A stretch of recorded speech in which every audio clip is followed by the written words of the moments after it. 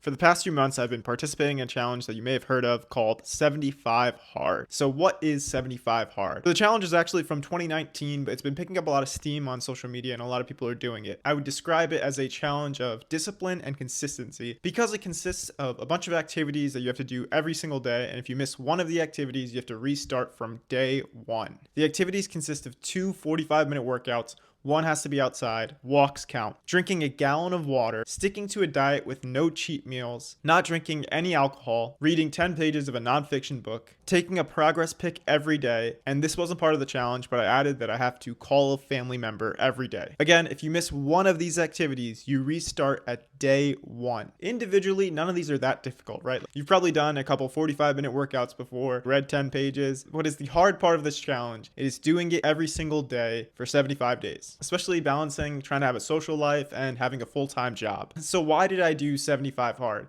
One of my friends mentioned to me this challenge, and I thought it was kind of easy at first, and then when I started to think about it, I was like, actually being that consistent is not that easy. Anyway, it was in the back of my mind, and then a couple weeks later, I went out with some friends, and it was one of those nights where I was like pretty hungover, and I was like, you know what? I think I should stop drinking for a while. And oh yeah, my friend did mention this 75 Hard challenge, and part of that is not drinking. Maybe I should just do this challenge. And I've been trying to make decisions faster. So I was like, okay, tomorrow I'm starting the challenge. So the day after, I started the 75 Hard challenge. Okay, so soon I'll walk through whether I completed the challenge and also how I felt during the different parts of it. If you're watching this video, you're probably thinking of doing something like this, and my advice to you would be to do it. 100%, I would recommend doing this or some sort of custom challenge because it could literally change your life. Let's say because of this challenge or some sort of custom challenge, for the rest of your life, you exercise more, eat healthier, go outside more, drink more water, read more consistently. That would completely change anyone's life. Like you would become just a much healthier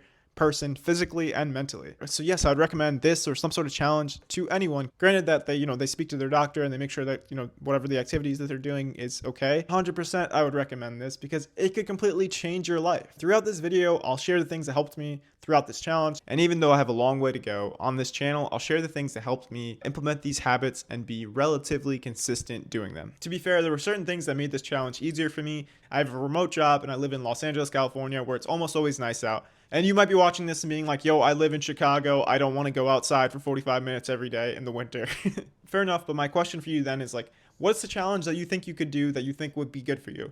Because it doesn't have to be 75 Hard. It doesn't have to be this like 2 45-minute workouts a day. You can make your own custom challenge and just suit it to whatever your goals are. Now that I'm no longer doing this, I'm going to focus on other things that are still important to me. This challenge has caught some flack on social media as being toxic positivity and not sustainable. And there is some validity to that, but I still think it's a good challenge to do because it's not supposed to be sustainable. Like the point of the challenge is not to do this exact day forever. It's to do it for 75 days and then figure out the habits that you think you should implement into your life for the long run. You don't have to do this forever. It's not meant to be sustainable. It's meant to be a challenge. That's why it's called the 75 Hard challenge. But as you're doing it or after you do it, you can decide what's sustainable for you. Now I'll go through my transformation from day 1 to day 75. As you can see here, I'm flexing in both pictures and I didn't have too big of a transformation. I think it's mainly because I stayed relatively the same weight, but you can see there's a little bit more definition. One thing that was tough about the challenge was it's kind of tough to put on calories because 1, you're doing a lot of cardio, and 2, you're drinking so much water, it actually kind of fills you up a little bit. But overall, I'm pretty satisfied with this body transformation, and hopefully I'm able to make more progress now that the challenge is over. And it's not just like internal changes, it's also like external changes, because I've met some cool friends just from doing the outdoor activity every day. Like I've been playing basketball, playing tennis, pickleball, going on mini hikes, doing things where I was staying active, but also like meeting new people. Okay, so how did things go during the challenge? The first few days went really well. Everything was top of mind. I was excited to be doing this challenge, prioritizing my health and discipline. As part of the diet, I said that I would not have any sweets. But on day 3, I saw this dark chocolate bar and I was like, well, it's dark chocolate. Like, it's not really a sweet. It was like 77% dark chocolate. So then I ate the chocolate bar and then I realized after, I was like, you know what? That was kind of coping. And I counted that as a fail. So I ended up restarting the challenge at day 1 after day 3. Anyway, after that, the first 2 weeks went really well. I was on top of things. I was getting things done. Like earlier in the day, I had certain strategies to make sure that I was doing the habits. Then as I got further and further into the challenge, I started to procrastinate the workouts. And a lot of times I was doing them at like 1 a.m., like 1:30 a.m., and I was just not getting much sleep because I start work at 7 a.m. But I was making sure that I was doing all of the activities. Then on day like 35 or something, it was a really long day at work. I finished up the second workout. I was really tired. I went to sleep. I woke up in the middle of the night and I was like, wait, I didn't read the 10 pages. Like I forgot to do it. So then I'm like frantically looking for my Kindle, pick it up, I read the 10 pages, and I did not count this as a fail because I measured the day from when I woke up to when I woke up the next day. Like those were the 24 hours. So luckily I did not count that as a fail. But because I made this mistake of forgetting the 10 pages and falling asleep, I made myself read 50 pages the next day because I realized that I'm way more consistent with doing these habits if there's some sort of consequence, like some sort of punishment for not doing it. So like me falling asleep, not reading the 10 pages, I figured that if I had some sort of consequence that I would be less likely to forget to do that later in the challenge. I think that's a good takeaway from 75 Hard in general. The reason that this has helped so many people, I think, is actually because of the strict rules of it. Like if you have to restart at day 1, then you're way more likely to do these healthy things. Whereas with so many other challenges, you're allowed to take a day off. It's not a big deal. With this one, if you miss something, you restart at day 1. So it's like, if you want to be really serious about implementing healthy habits, there should be some sort of consequence for not doing it. Let's say you want to implement the habit of journaling every day. At the same time, you hate running. Well, something that might help you implement the habit of journaling is if you set some sort of rule, like if I miss journaling for a day, then the next day I have to run a mile. That just makes us more likely to do these habits because now the comparison is not journaling versus doing nothing, it's journaling versus running a mile. And which one feels less painful right now? A lot of times it'll be journaling. So hopefully that's one takeaway of this video. Then a few more weeks went by and there were times where I was like really hoping that this challenge would just end so that I could sleep more, because a lot of the days I would procrastinate things and I wasn't getting great sleep. Then on day 67, I had done the 2 workouts, I read the 10 pages, called my parents, drank the gallon of water, and then I looked at my phone and I was like, okay, cool. I took the progress pic for today because I saw a picture of me, in front of the mirror, and I was like, I took the progress pic, I'm good. Then I went to sleep, woke up the next day, I looked at my phone again, and then I realized that the progress pic was actually from the day before that.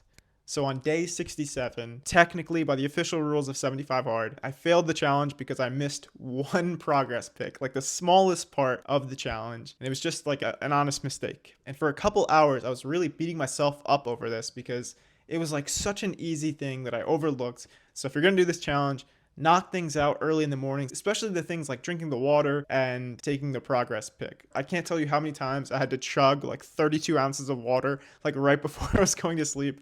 And yeah, that was tough. But anyway, if you're going to do the challenge, get the easy things done in the morning. And honestly, get as much as you can done in the morning because it just frees up the rest of your day. By the official rules, I didn't complete the challenge, but I added an extra day. So I did 75 out of 76 hard. And if you consider that I called a family member every day, it was a little bit harder, I guess, than the standard 75 hard. Whatever. By the official rules, I'm not part of the 75 hard club, but that wasn't why I did this challenge. The challenge for me wasn't to be part of like some special club. The challenge was to be more disciplined and to be someone who's more true to their word, like someone who does things that they say to themselves that they will do. That's why I did the challenge. And I feel like I've made decent progress in those areas.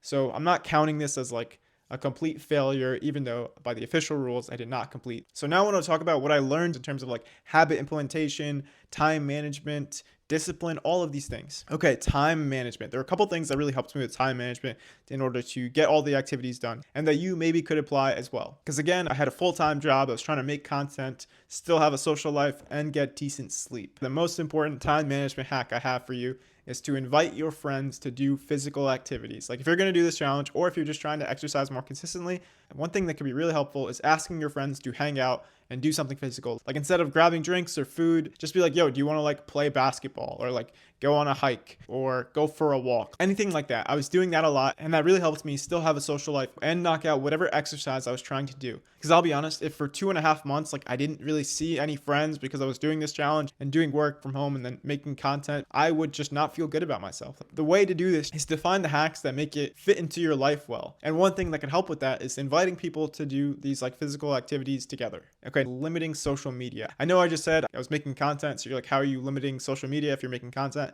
I was making videos, but I was spending a lot less time scrolling on these apps. And the way I was able to do that is with 2 things. Number 1, I hired someone to post my content for me, which saved me a lot of time. Even though it only takes like a few minutes to like write the caption and press post, it actually does take a lot of energy out of you, because then you get stuck like scrolling and being like, oh, how many likes did I get? But hiring someone to do that was clutch. Because I hired someone to do that, like I didn't need the apps on my phone, even though I would download them and respond to comments or follow people if I like met them in person. But overall, I didn't really use the apps as much as I was previously. The other thing that helped me limit social media use is when I have the apps downloaded, I have this app called OneSec, ONESEC, OneSec, and this is an amazing app if you want to limit your use of social media. Basically, you can set it for any app. So like anytime I open up Instagram, what happens is the app will make you wait like 5 seconds before you open the app. Because a lot of times we just mindlessly open up these social media apps and then we spend time on them that we didn't even consciously mean to do. So having this app could save you a ton of time. So I literally have like those two defenses that make me not scroll on social media that much. I don't have the apps on my phone because I have someone else posting. And when I do have the app on my phone, it makes me wait 5 seconds to open it. I know it sounds like I'm super addicted to this, and it's because I am. Like so many of us are addicted to these social media apps. And the reason I haven't deleted them entirely is because at the same time, I still want to make content. Another thing that really helped me with time management is buying these kitchen timers. So I actually have two of them. And to time my workouts, I would use one that had 45 minutes on it and the other one that had 1 minute for the rest time. This made my workouts so much more efficient. You might be like, yo, why don't you use your phone? There's literally a timer on your phone. The reason is it's so easy to be distracted by your phone because there's so many things that you do with your phone. You could call people, you could text people, you could go on social media, but with the timer, this only does one thing. So if you use something that has one function, you're way more likely to use it for that one function. So this helps me out a ton. Another thing that helps me really save time was buying these adjustable dumbbells and bench, and I just set them up in my apartment. So I was spending less time at the gym, but I was spending more time just doing at-home workouts. And these adjustable dumbbells and bench, super clutch because it saves me the time of driving to the gym, driving back, and it makes my workouts just go a lot faster. But the thing is, like, that only works if you're pretty disciplined about not doing anything else while you're doing the workout. Like you can't be sitting on your phone on social media while you're doing the workout because then you'll be distracted. It'll be way less efficient. Okay, another big part of this challenge is literally just remembering to do the habits. Remember I told you the reason I didn't like 100% complete the challenge is because I forgot to do a progress pic. It's so easy to forget these little things like in our lives. Like how many times have you said you're going to do something like maybe read or pay a bill or something like that, and then you just put it off. It gets to the end of the day, you fall asleep and you're like, oh man, I meant to do that yesterday and now I have to do it today. So how do you remember to do these good habits? What I was doing is I was literally just writing notes to myself. So all around my apartment, it'd be like read 10 pages, drink 32 ounces of water. I was leaving notes around like I was a serial killer, but instead it was for good habits for myself. It was kind of weird, but it works. So if you're really serious about implementing a new habit, try it out. Another thing that really helped me with remembering to do the habits was having a habit tracker. And I'll show an example of one on screen. This isn't the one I used, but like this is an example of one. And I taped this on my wall so it was way more likely that I would look at it. And you might say like, oh, I could just have a habit tracker on my phone or laptop. But again, you do a million things on your phone or laptop. So you have to now remember to open it up. But if it's somewhere that's in your sight, then you don't need to open it up. And you're way more likely to see it just randomly throughout the day. So that helped a lot. And you might say, well, Prav, you missed one of the activities. So like, why should we listen to you? Well, I missed one of the like 7 activities a day. Out of 75, that's like 99% accuracy. So like these things, they really did help me. And growing up, like I would forget to do these like healthy habits. Like I'm not that great at this. I promise you that like these techniques are what helped me the most. So I think they could help you as well. Pretty much like the crux of this is you want reminders in sight. You know how they say like out of sight, out of mind? Well, in sight, in mind. I know that's kind of corny, but like it's pretty accurate, right? If things are in your sight, then they will be in your mind. So if you're going to do this challenge, there's going to be a bunch of days where you don't want to read the 10 pages. You don't want to do the second workout. You don't want to drink 32 ounces of water. So how do you get through doing these things when you really don't want to do them? Okay, so a couple of mindsets help me out here. The first one is I would think about like my dad and my grandpa and what they had to go through in their lives and how much harder it is than like what I had to do. I know it's like a stereotypical joke that we make that our parents just exaggerate their childhoods. Like your dad will be like, oh, on my way to school, I had to climb a mountain and then climb back. And we're just like, Dad, I know you didn't do that. But in reality, like they have gone through like harder things than we have generally speaking, right? Like my grandpa for 20 years, he was working in Dubai while his family was in Mumbai in India, basically because the conversion rate was so much better. He would work in Dubai, send money back home for 20 years. And the only times he would see his family is like every 2 years or so. And he couldn't really afford the flights back home. So he had to take a ship for 7 days to go back home. And then my dad had to like move all the way across the country, start over in a new country. Like if they can do that, I can go play basketball outside for 45 minutes. It's not that hard when you really think about these individual activities.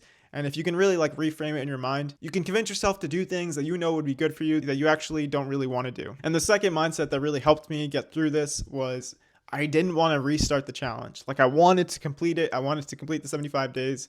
The whole time I was like, dude, I am not restarting from day one. And fair enough, on day 67, I didn't complete that one activity, but that was because I forgot to do something. It wasn't because I didn't have the discipline to do it. So the whole time when I was like trying to will myself to do something, I was like, I don't want to restart this challenge, so I'm going to do it. And that's like a really important lesson I found, is that if the consequence of not doing the activity is pretty big, so in this case, it'd be restarting the challenge, like that's more painful than a 45-minute workout, then I will do it. But then the question is like, how can we implement this in our own lives? Like how can we have some sort of consequence for not doing the habit? If you have some sort of consequence that you really don't want to do and you actually stick to that, then you'll end up doing the activity. Like in high school, sometimes we'd stay up late like trying to get the project done because we didn't want to fail the whole class, because that would be a very negative consequence. If you can implement your own negative consequences of not doing something that you're supposed to do, that can be really powerful. That's pretty much what distinguishes this 75 hard challenge from other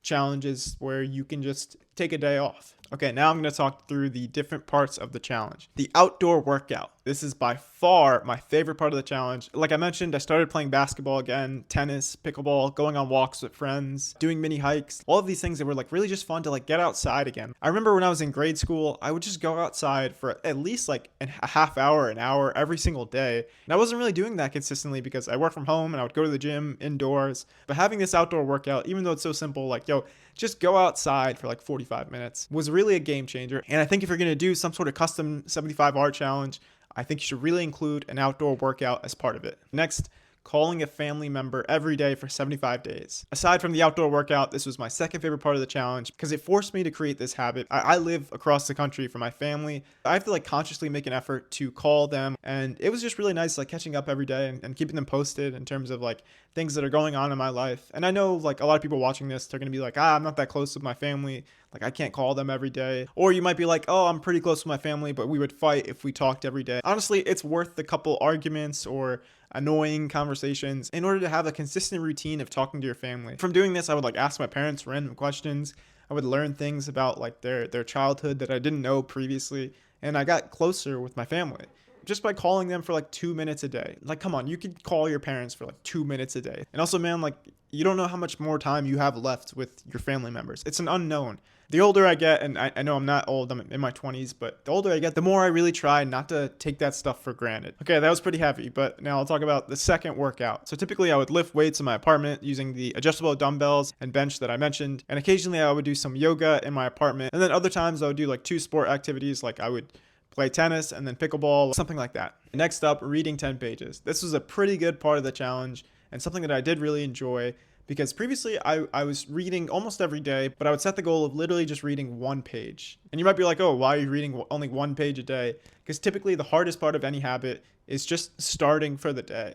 So if I'm like, okay, I just have to read 1 page, I can convince myself to do it, and then I end up reading like 5-10 pages. But with this 75 hard challenge, you have to read 10 pages a day. And even though I kind of prefer my method, I did like the whole 10 pages a day because it made me read more than I was before. Because I would read 10 pages and I'd be like, okay, maybe I could do like 10 more. So I was reading between like 10 and 20 pages a day, which isn't that much, but it definitely does add up. The books I was reading were, I reread How to Win Friends and Influence People, I reread Atomic Habits, I read Meditations, and The 4 Agreements. Okay, now sticking to the diet. So I've actually been on the paleo diet for about 4 years now, because previously I was dealing with like some minor autoimmune issues. Like I would go to doctors and they would give me all these like stomach medicines and stuff, and they never really worked until I switched my diet about 4 years ago. So I didn't have to like change my diet that much because I already stick to a relatively strict diet. The only thing that I really had to cut out was sweets and alcohol. So I didn't learn too much about sticking to a diet from this challenge, but I did learn a lot 4 years ago, so I can talk about that. I believe the number one New Year's resolution is almost always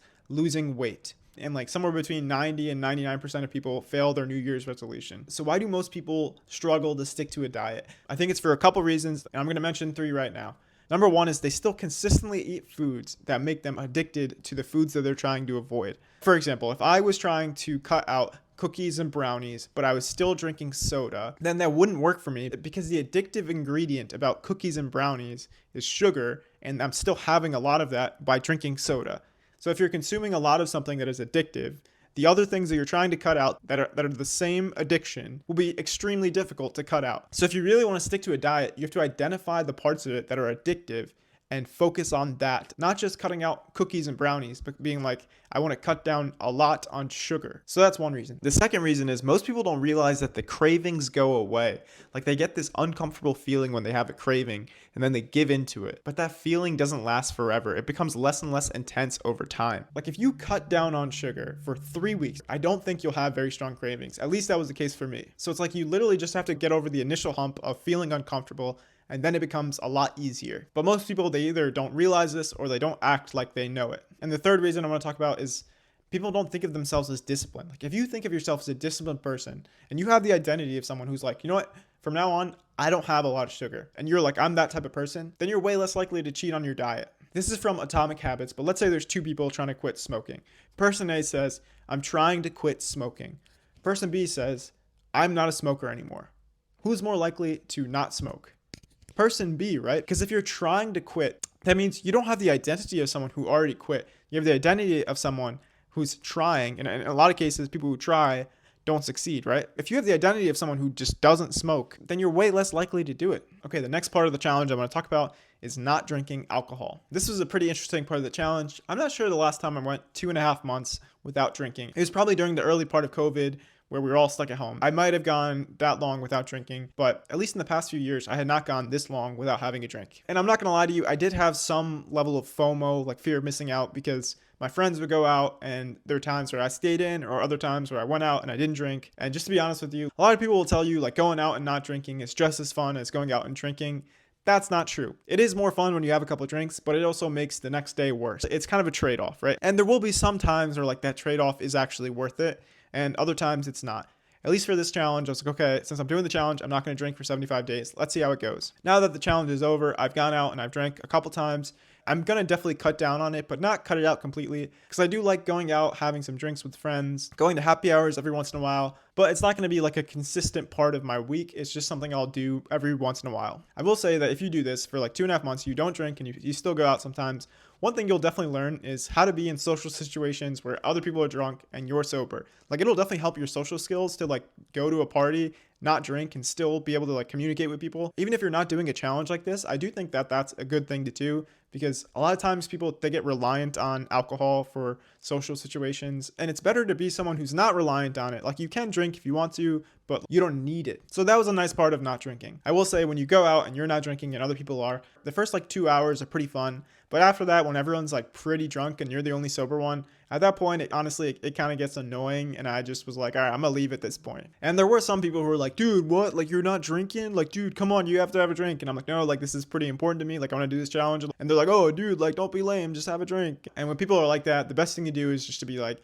dude, don't worry. We're going to have like a pretty similar night, whether I drink or not. We could still hang out, do pretty much the same things as if I was drinking. And if people are still annoying, like after that point, then it's like, I just want to spend less time with people like that. Now, drinking a gallon of water every day. This was a lot of water. I didn't realize a gallon of water is 16 glasses of water. Most people are like, oh, you should drink 8 glasses of water a day. This is double. And it is a lot. Like, I don't think people need to drink this much water. The thing with drinking this much water is you literally have to pee all the time. Like, there were so many nights where I had to drink like 32 or 64 ounces of water, and I was like, oh my God, this is gonna like ruin my sleep because I'm gonna have to wake up in the middle of the night. If you're doing the 75-hour challenge, then by like the official rules, you have to do this. But if you're making a custom challenge, I would do a lower amount of water, like maybe like 90 ounces or like 64 ounces, because 128 is a lot. I will say that obviously it wasn't all negative, like drinking this much water. One thing is I think my skin looks a little bit clearer, and also I did like that as part of this challenge, this was something that you had to monitor throughout the day. The other things in the challenge, you mainly just knocked it out at once. So like the 2 workouts, 45 minutes for each of them, you're done. You read 10 pages, you're done. I wasn't going to drink like a gallon of water in one sitting, which I think having a habit like that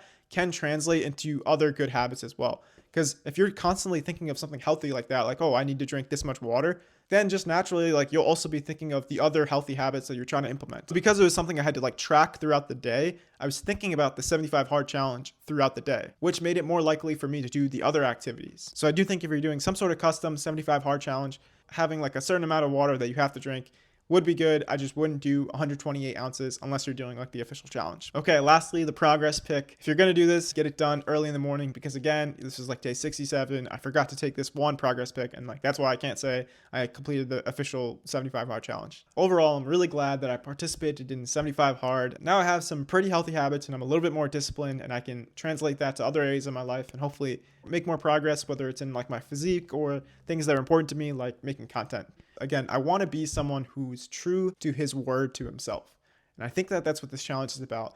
It's like, okay, I said I was going to do these certain activities every day, so I'm going to do it. And granted, I missed one thing because I forgot to do it, but being consistent with this for 75 out of 76 days, whatever you want to call it, it could really change your life. Listen, I'm not saying that any of this is going to be easy. There's a reason it's called 75 hard, but it will be worth it. Life's not easy, but it's worth it. Take care.